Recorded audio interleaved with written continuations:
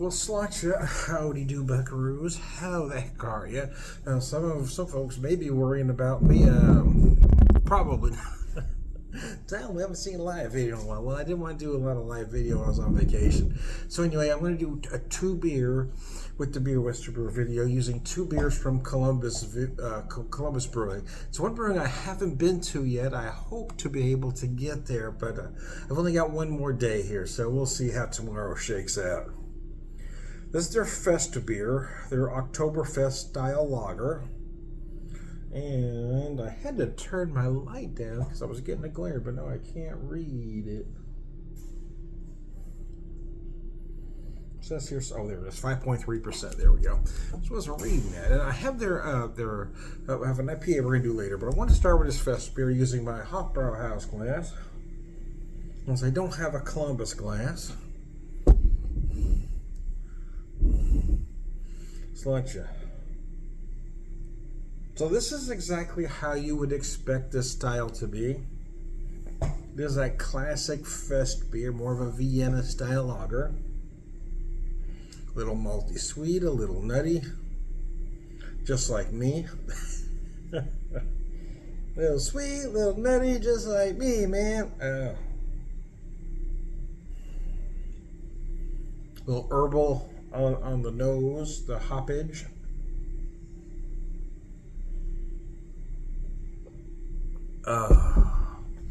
Man, that's nice. Been kind of relaxing today. Been taking it, so I've had a couple beers today. I've actually had 3, kind of depending how you're counting, right? I've had 3 different glasses of beer. The size and the ABV have varied, but actually I've had all 3 today. Were from one brewery, just at 2 different places. I've had 3 today from Homestead Brewing. One we had for lunch. We had lunch at Blythestone Farms, and they had their snake oil IPA, seemed more like a hazy style IPA on tap. There it was 7.5%, I believe. It was really good. But then I went to the brewery and I had went a different direction. I had a couple stouts, but I had 2 9-ounce pours because they were both higher ABV beers. But it's been a couple hours since then, so I thought I'd do a video here. And I haven't been to Columbus Brewing, like I said, but I have been to a couple stores, so I picked up some beer from them. So I wanted to have this FestBier with you, and I've got an IPA we'll have with you just shortly. This one does the style justice. I don't know that, they're not reinventing the wheel here, so I don't know you're going to taste this and say, oh, that tastes like, but it does the style justice. It is what it is supposed to be.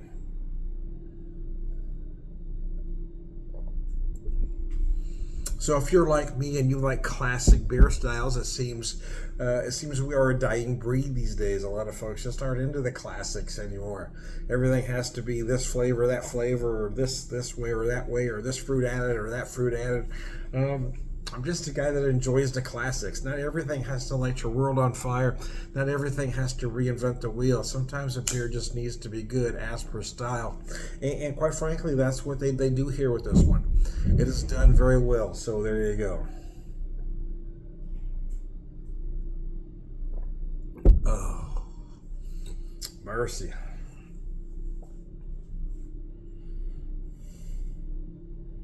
I guess this is day 4 in Columbus. It's our 3rd full day here. Oh, well, we're a little south of Columbus, actually. But nevertheless. We did a lot coming into town when we first came in on Sunday. I hit 1, 2, 3. We hit 3 distilleries. And I guess technically 2 breweries. Went to the Hofbrauhaus for lunch, but that's a brewery as well. Then the second place I went to, though, Endeavor is a brewery distillery. So those are the 2 breweries and then 1 distillery. Then I went to 2 other distilleries that day. Kind of took it a little bit easy on Monday and then hit it back hard again yesterday. I hit 5 breweries and 1 distillery yesterday. I still have 1 more distillery I haven't haven't been to yet. So I'm hoping to get one more in, and there's more breweries. I'm not going to get to all of them. I've got quite a few in Columbus but there's no way to hit all of them. But there is two I would like to hit tomorrow. Columbus and then one other.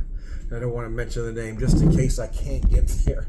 But I do want to hit one more distillery. Middle West is the one so far I haven't hit.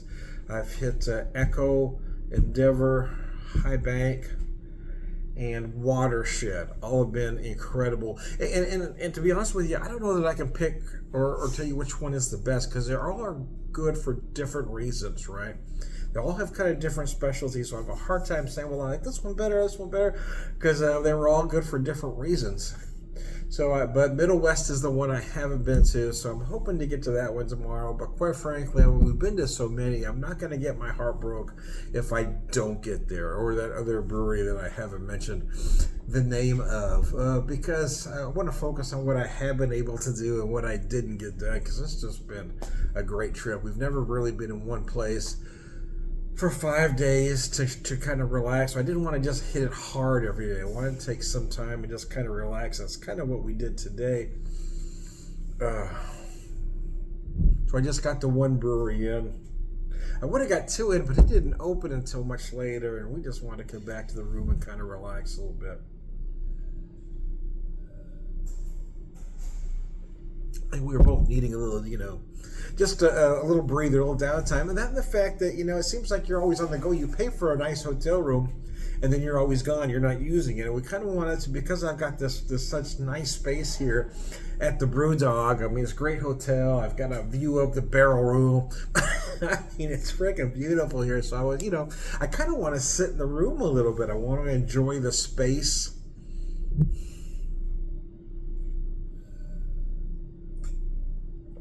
It's a very nice room.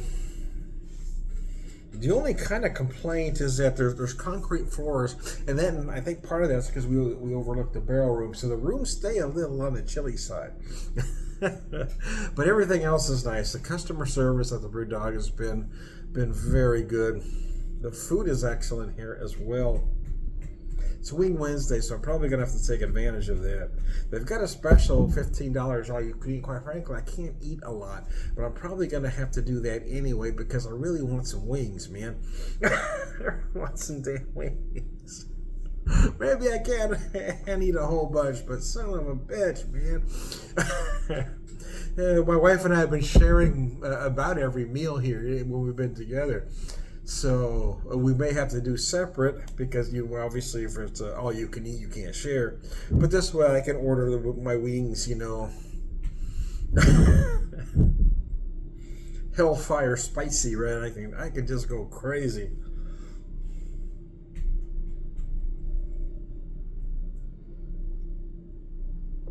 And I'm nuclear hot,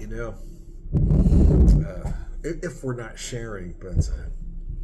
Nevertheless, we haven't ordered wings yet here. We've ate at the Hop Rock twice. The German food here has just been crazy good. Some meals have been better than others, I will admit, but everything has been pretty good, no matter where we've gone to.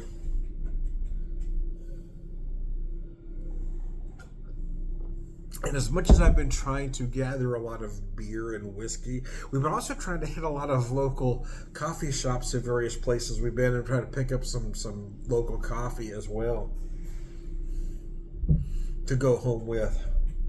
We had just finished the last of because I grained the beans at home, so we just finished the last about 3 days before our vacation. So we didn't want to buy any more, so we picked up a few things so far. We even got to Trader Joe's and picked up a couple things. And we're going to hit one more Trader Joe's as we get closer to home. Try to load up on coffee, see how long that lasts us. Last time we did that lasted us about 3 months, I think. So I'm going to try to get a little more mileage. Trying to get enough to get us through the end of the year.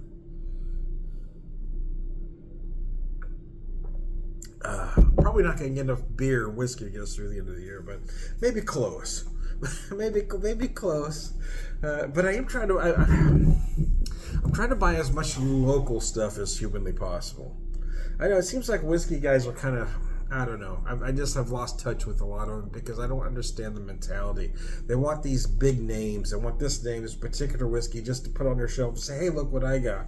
I'm not that kind of a whiskey drinker. I'm about buying local wherever I'm at. When I'm home, I buy as local as humanly possible. When I'm out, I buy what's local there. I'm not interested in the names that everybody knows and that are allocated. They're not as good as they want you to believe they are. I'm about trying these small guys and giving them my money because those big guys don't need it. Anyways, I'm going to take a break here. I'm going to be back with beer number 2. I won't go into my spiel. We'll do that at the end.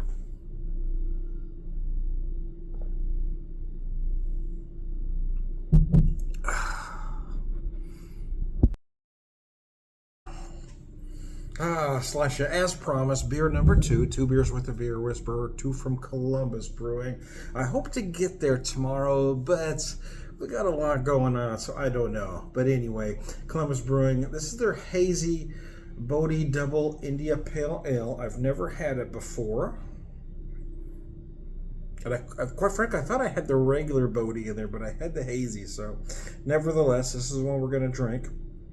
8.3, I believe that says. 0.3%. It's a big one. It pours beautifully, though. Look at that color. That's nice. Look how that head just stands up on there. Using my BrewDog glass. I don't have a Columbus glass where I'd use it. I do like IPAs, and I don't dislike hazies. And sometimes some of the things I've said is been misconstrued. I don't hate the category. I just don't see it as the be-all, end-all that some do. I can't drink a lot of hazies. For me, a lot of them leave this chalky residue, and I'm just not a fan of that. But it doesn't. The folks that love hazies, that doesn't seem to bother them. So it might be a sensory thing for me.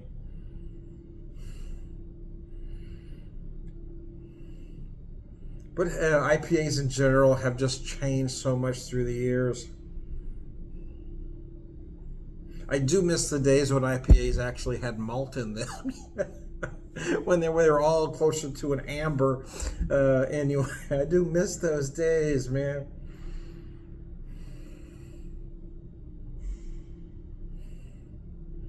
And for me, a lot of these big fruits, you know, those hops tend to be taxing on the palate. So they're usually a one and done for me. But having said that, almost every beer is a one and done for me. If I go to a brewery and I have 4 beers, I'm having 4 different beers. I never drink, or I won't say never, but rarely drink the same beer twice. And I actually almost never drink the same thing twice in a row. I like to move around a little bit.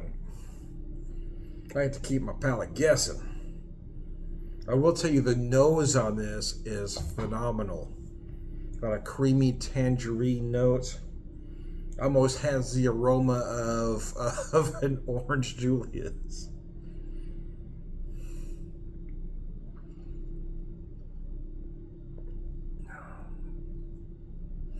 Oh yeah, that's nice. I do find this style to be very refreshing. I do find them to be nice during the summer months. During the winter months, I kind of miss that people aren't doing red IPAs and hoppy blacks or whatever you choose to call them. I don't like to use the moniker black IPA because it just doesn't make sense, but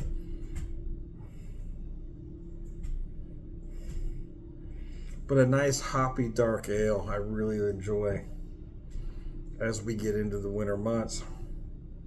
I want less of those fruit notes, right? You know, it gets November, December. I really don't want, you know, orange and apricot and peach and, you know, mango and passion fruit. Yeah, it's not what I'm feeling.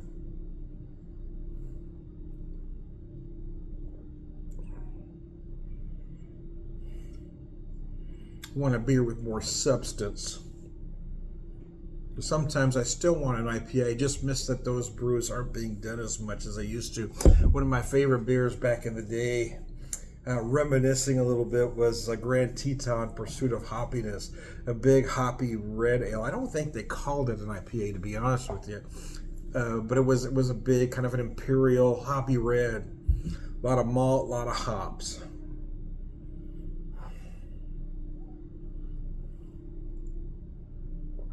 Having gone through all that and meandered a while, yes, for this style, I do enjoy this beer. It is done well.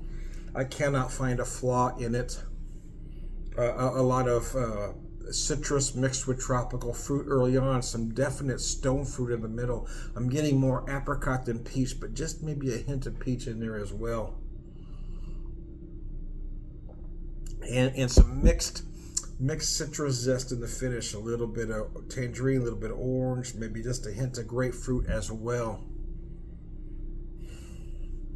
A nicely done beer. I kind of jokingly refer to these as brunch beers, because a brunch IPA, because I mean, you know, drop a shot of vodka in, or you damn near you got something going on. News the champagne turned into a beer mosa, I suppose. Nevertheless, I would rather go with the vodka. I got to be honest with you. Horsepower it up, and I'm ready for my waffles. Anyways, I digress.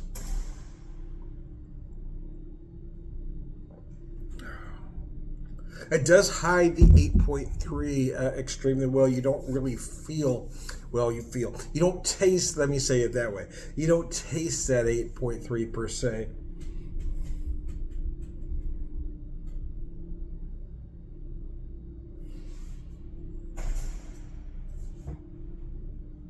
And when I have a double, I want to know it's double, but I don't necessarily want it to get to boozy, right?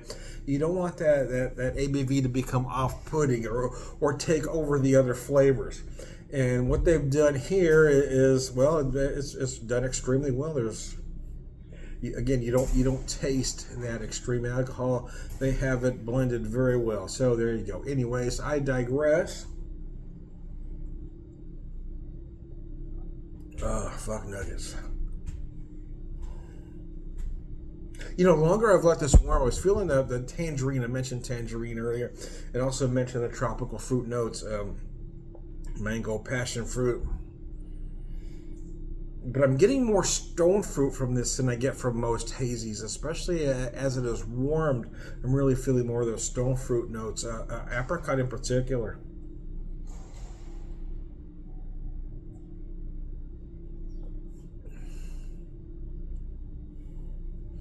Anyways, I digress. I am Tyler Beer Whisperer, Beer Evangelist, prolific beer drinker, pure beer wisdom, all around good guys. Lunch ya.